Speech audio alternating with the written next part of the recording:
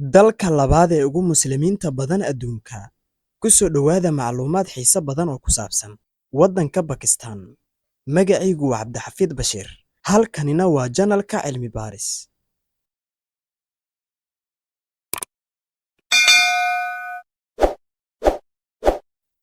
Jamhuuriyadda Islaamiga ah ee Bakistan waa dal ku yaala Koonfurta Aasiya.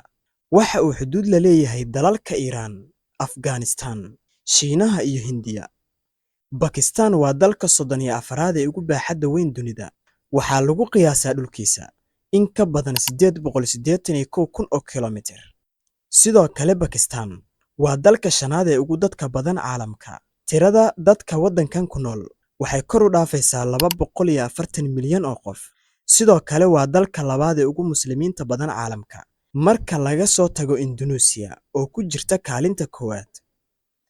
Dalkan waa waddan ay ku nool yihiin qowmiyado badan oo kala af ah, waxaana ka mid ah Punjabiga oo ah tan ugu badan ee dalkani ku nool, Pashtuuniska, Muhaajiriska iyo kuwa kale.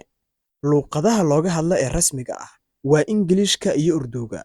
Waxaase jira luuqado gudaha ah sida Punjabiga iyo luuqadda Pashtuga. Karachi ayaa ah magaalada ugu weyn dalka. Ku dhowaad 15 milyan oo dad ah ayaa deegaansada magaaladan camiran ee Karachi, halka magaalada Islamabad ay tahay xarunta dalka looga arrimiyo ama caasimadda dalka.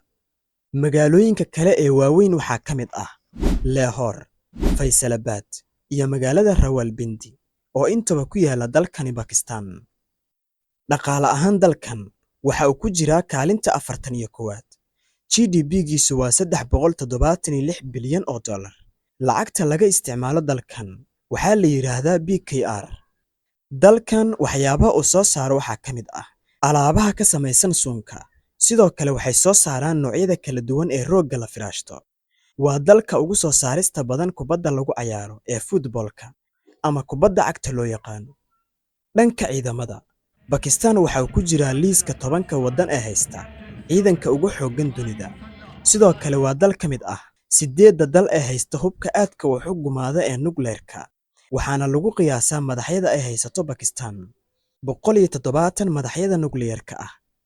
Waddankani waa dal aad u waxbarasho fiican, taasoo dadka ajaanibta ah isaga kala yimaadaan dunida oo dhan.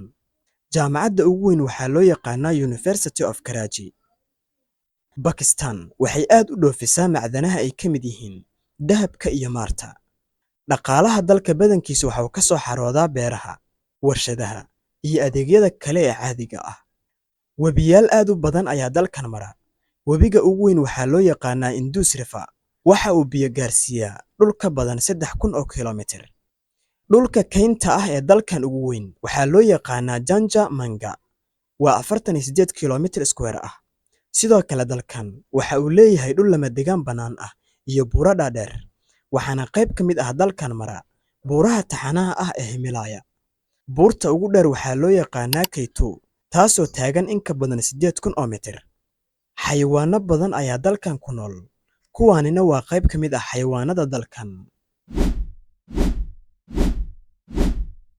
Waddankani waxa uu dagaal deegaaneed kala dhexeeya dalka ay isku dadka yihiin ee Hindiya, kuwaasoo isku haya deegaano ku biyo shubta diimo.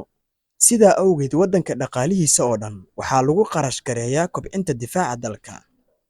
Awoodda iyo maamulka dalku waxa ay hoos tagtaa ra'iisul wasaaraha, kaas oo ah madaxa xukuumadda.